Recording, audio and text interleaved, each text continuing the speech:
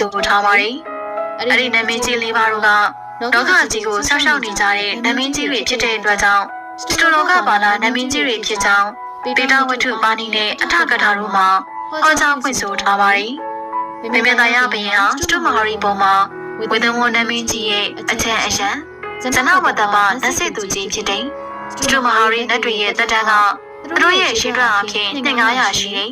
လူတို့ရဲ့နှစ်ရရွှေတဲ့အရာအနေကိုယ်တန်းဖြစ်တယ်လူတို့ရဲ့နှစ်ပေါင်း90ဟာစတူမဟာရီနတ်သက်တရက်ဖြစ်တယ်တောင်ရိပ်သော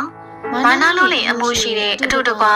ကုသိုလ်ကောင်းမှုပြုဖို့ပြုပဲဖြစ်တဲ့33ယောက်သောသူတို့ရဲ့နေရာဖြစ်သောပုံကိုတော့တောင်ရိပ်သာနတ်ပုံလို့ခေါ်ပါတယ်တောင်ရိပ်သာနတ်ပြည်ဟာမြင်းမို့တောင်ထိပ်မှာတရှိတဲ့အတွက်စတူမဟာရီနဲ့ယူဇနာ4200ပါဝေးတယ်လို့ဆိုကြတယ်